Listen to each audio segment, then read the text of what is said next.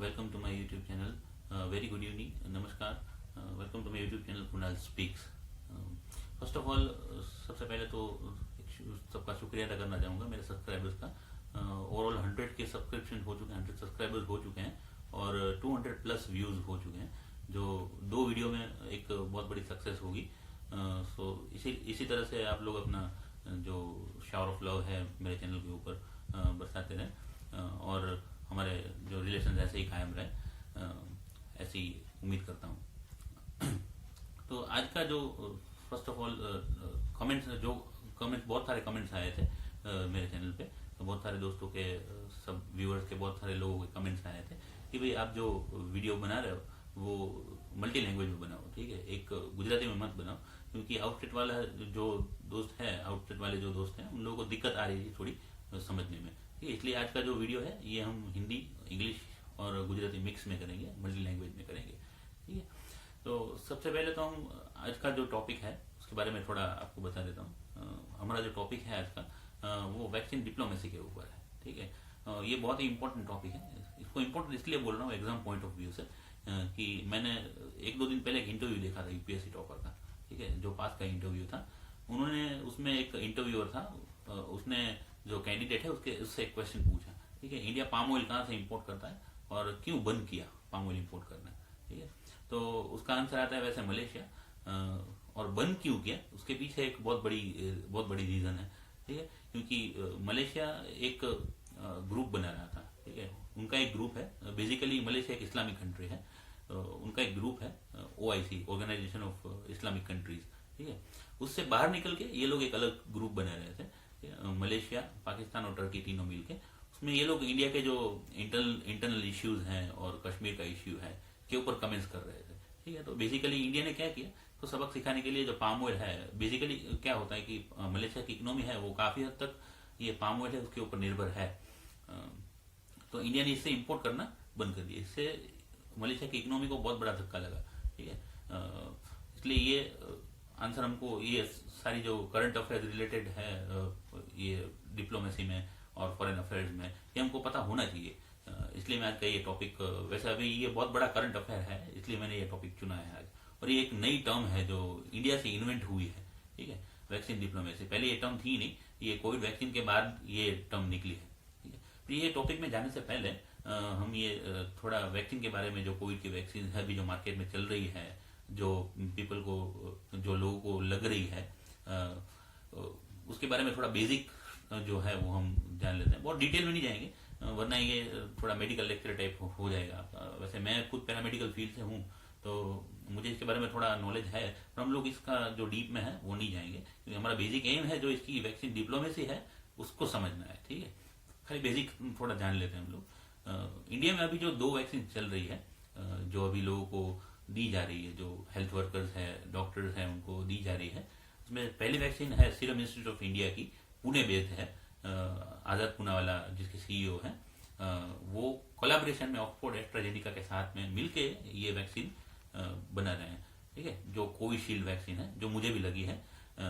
Basically जो मैं health paramedical field से हूँ तो मुझे भी वैक्सीनेशन हो चुका है. और इसके 2 डोज होते हैं, ठीक है. फर्स्ट डोज होता है और 28 दिन के बाद इसका दूसरा डोज होता है. और इसके कोई इतने जो नॉन साइड इफेक्ट्स हैं, ऐसा कुछ गंभीर डेंजरस साइड इफेक्ट्स हैं ऐसा कुछ है नहीं. नॉट इतने सारे लाखों लोगों को लगने के बाद भी इंडिया में लाखों लोगों को लग चुकी है और अभी भी चालू ही है, क्योंकि ये दुनिया की सबसे बड़ी वैक्सीन ड्राइव है, ठीक है. ये भी एग्जाम में पूछ सकते हैं कि भाई कोविड-19 की सबसे बड़ी वैक्सीन ड्राइव कहाँ चल रही है, तो इंडिया में चल रही है, ऑब्वियस आंसर, ठीक है. तो लाखों लोगों को लगने के बाद भी there is not even a single case of dangerous side effects और मोर्टेलिटीज आफ्टर बीइंग वैक्सीनेटेड, ठीक है. ऐसा कोई बार नहीं आया कि किसी को गंभीर बीमारी हो, किसी की मृत्यु हो गई हो लगने के बाद, सिंगल प्रूफ भी नहीं आया है, ठीक है. तो ये पहली वैक्सीन है कोविशील्ड. दूसरी वैक्सीन है जो कम्प्लीटली मेड इन इंडिया है, एक इंडिजिनस वैक्सीन है भारत बायोटेक की, जिसको हम कोवैक्स बोलते हैं, कोवैक्स वैक्सीन बोलते हैं उसको, जिसके ऊपर काफी सारा हल्ला भी मचा था. ये वैक्सीन के ऊपर बहुत सारे इश्यूज भी हुए थे इसके कंटेंट के रिलेटेड. ऐसा कुछ निकला नहीं बाद में, कम्प्लीटली सेफ निकली, कि ट्रायल्स भी हो चुके हैं, थर्ड फेज में भी क्रॉस कर चुका है. अभी पब्लिक यूज के लिए भी आ चुका होगा शायद, ठीक है. तो ये भारत बायोटेक की जो indigenous completely made in India vaccine Covaxin जिसको बोलते हैं, कोवैक्सीन और कोवैक्स, ये दूसरी वैक्सीन है इंडिया में। इंडिया में अभी ये 2 यूज में है, अभी 1-2 और भी आने वाली है। जाइडस कैडिला की भी एक अहमदाबाद में बन रही है, जो वो भी मार्केट में आएगी शायद, और दूसरी भी एक कोई बना रहा है, उसका डेटा अवेलेबल नहीं है। ठीक है, तो ये 2 वैक्सीन, ये टोटली 3 वैक्सीन अभी इंडिया में है। ठीक है, और बाहर की जो outside west first world countries हैं, यूरोप और यूरोप तो नहीं, बेसिकली यूएस और यूके में एक मॉडर्ना जो कंपनी है उसकी फाइजर वैक्सीन है, वो भी यूज में है।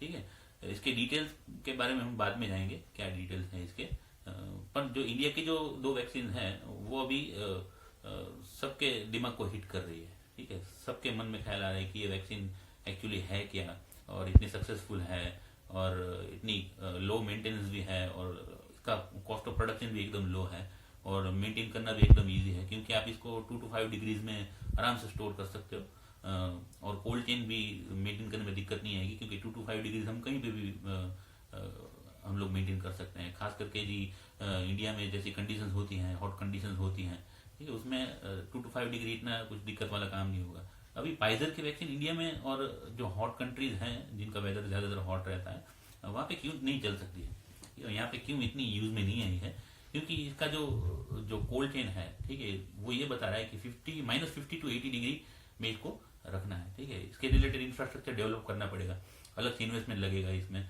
और थोड़ा कॉस्टली भी है, क्योंकि 50 to 80 डिग्रीज तो डेवलपिंग कंट्रीज अफोर्ड ही नहीं कर सकते। वैसे भी सबकी इकोनॉमी डाउन पड़ी हुई है, सबके सब बड़ी बड़ी इंडस्ट्रीज बिजनेस सब बंद पड़े हुए थे लॉकडाउन के कारण। ठीक है, तो अभी इसको अफोर्ड करना थोड़ा मुश्किल लग रहा है कोई भी कंट्रीज में, खास करके जो डेवलपिंग कंट्रीज है वो तो इसको अफोर्ड ही नहीं कर पाएंगे। अंडर डेवलप तो वैसे भी उनको वैक्सीन नहीं मिल ही नहीं पा रही है, तो ये फाइजर वाले तो अफोर्ड करना दूर की बात है। ठीक है, वो इसको अफोर्ड ही नहीं कर पाएंगे। और एक रशिया की भी एक वैक्सीन चल रही है अभी मार्केट में, जिसको स्पुतनिक वी बोलते हैं, वो रशिया की वैक्सीन है। ठीक है, और एक चाइना ने भी मैन्युफैक्चर कर रखी है, जिसको साइनोवैट बोलते हैं। उसके रिलेटेड बहुत सारे डेटा अवेलेबल नहीं है, क्योंकि जाहिर सी बात है, ऑब्वियस बात है कि चाइना इसके रिलेटेड कोई भी डेटा जो है वो पब्लिश नहीं करेगा। ठीक है, पब्लिक नहीं करेगा, शेयर नहीं करेगा, वो खाली उनके पास ही खाली डेटा होता है कि इसका एक्चुअली रिजल्ट क्या है, साइड इफेक्ट क्या है, बाकी पब्लिक नहीं होता है। वैसे भी चाइना में कोई भी मैटर इजीली पब्लिक नहीं होता है, वहाँ पे फ्रीडम ऑफ मीडिया ऐसा कुछ कम ही देखने को मिलता है, तो इसके डेटा ज़्यादा अवेलेबल नहीं है। और वैसे भी इसको लेके बहुत सारी कंट्रोवर्सी भी हो रखी थी। ठीक है, कि जो इसकी जो कंटेंट्स है वो सेफ नहीं है, कई बार तो ऐसा भी बोला गया कि भाई इसके अंदर खाली पानी है और कुछ नहीं है। ठीक है, तो इसका वैक्सीन जो जिसने ऑर्डर किया था, जो कंट्रीज ने, जैसे कि इंडोनेशिया है जिसने ऑर्डर कर रखा था, उसने भी कैंसिल कर दिया इसका ऑर्डर, और बहुत सारे कंट्रीज हैं जिन्होंने इसका ऑर्डर कैंसिल कर दिया है। ब्राज़ील है, बहुत सारे कंट्रीज हैं जिन्होंने ये वैक्सीन लेने से मना कर दिया। तो चाइनीज वैक्सीन टोटली फ्लॉप हो चुकी है अभी। ठीक है, आगे देखते हैं क्या होता है, ये लोग डेटा बार देते हैं कि नहीं देते हैं। इसका एक ही कंट्री अभी जो है ये वैक्सीन लेने को राजी है, जो इसका चाइना का ऑल वेदर फ्रेंड जिसको बोलते हैं, पाकिस्तान, वहीं इसको लेने से अभी परहेज नहीं कर रहा है। बाकी सारे कंट्रीज परहेज कर रहे हैं कि भाई हमको ये वैक्सीन नहीं लगवानी। कई जगह तो कई सारे विरोध प्रदर्शन भी हो रहे हैं कि चाइना की वैक्सीन सेफ नहीं है, इसलिए हम लोग नहीं लेंगे। ठीक है, अभी आते हैं हमारे मेन टॉपिक के ऊपर, जो वैक्सीन डिप्लोमेसी है, इसके ऊपर आते हैं। वैक्सीन डिप्लोमेसी बेसिकली है क्या, इसको क्यों डिप्लोमेसी बोलते हैं? क्योंकि अभी जो इंडिया की वैक्सीन इतनी सक्सेसफुल हुई है, ठीक है, इसके बाद क्या हुआ, पूरी दुनिया इंडिया की तरफ नजर गड़ाए बैठ गई थी, देख रहे थे कि भाई इंडिया में क्या चल रहा है। इतना इंडिया अपने दम पे इतना बड़ा वैक्सीन प्रोग्राम चला रहा है, और कोई भी एक भी non case of side effect नहीं है, और कोई डेथ केस भी नहीं है। ठीक है, तो कुछ तो होगा। तो इंडिया ने क्या किया कि इस मौके का फायदा उठाया। ठीक है, और आज अपने जो आस पड़ोस के जो नेबरिंग कंट्रीज हैं उनको ये vaccine free of cost deliver की, गिफ्ट के तौर पे डिलीवर की। ठीक है, और वहाँ पे भी अभी यूज में चल रही है, वहाँ पे भी इसके कोई नॉन केस ऑफ डेथ और साइड इफेक्ट्स इतने है नहीं। ठीक है, तो अभी का वर्ल्ड में, ये आज का जो वर्ल्ड है, इसमें क्या है कि आप किसी को हथियार के दम पे आप किसी को जाके नहीं बोल सकते हम लोग पावरफुल है। ठीक है, आपके पास कोई एक तुर्क का इक्का होना चाहिए, जो आप भी यूज कर रहे हो, आप भी सेफ है, और आप दूसरे लोगों को भी दे सकते हो कि हम लोगों ने यूज किया हुआ है और ये सेफ ही है। ठीक है, तो इस हिसाब से डिप्लोमेसी चलती है। अभी खास करके कोविड के दौर पे ये बहुत इंपॉर्टेंट चीज हो रखी है। इंडिया ने बहुत सारे डिप्लोमेटिक कदम लिए थे ये कोविड के दौर में, लॉकडाउन के दौर में, आपने देखा होगा कि इंडिया ने बहुत सारे कंट्रीज को हाइड्रोक्सीक्लोरोक्विन है वो एक्सपोर्ट की थी, जिन्होंने मांगा था, यूएस ने मांगा था, ब्राज़ील ने मांगा था, ठीक है। और हाइड्रोक्सीक्लोरोक्विन रेमडेसिविर जो एक बहुत अच्छा ड्रग है कोई ट्रीटमेंट में, उसको भी एक्सपोर्ट किया था। पैरासीटामोल है, पीपी किट्स है, मास्क है, ग्लव्स है, बहुत सारी चीज़ें वर्ल्ड को दी थी जिन्होंने जिन्होंने मांगा था, ठीक है। क्योंकि सबको मालूम है ऑलमोस्ट इंडिया वैक्सीन हब है दुनिया का, ठीक है। ऑलमोस्ट 60% दुनिया की जितने वैक्सीन है वो इंडिया में ही बनती है।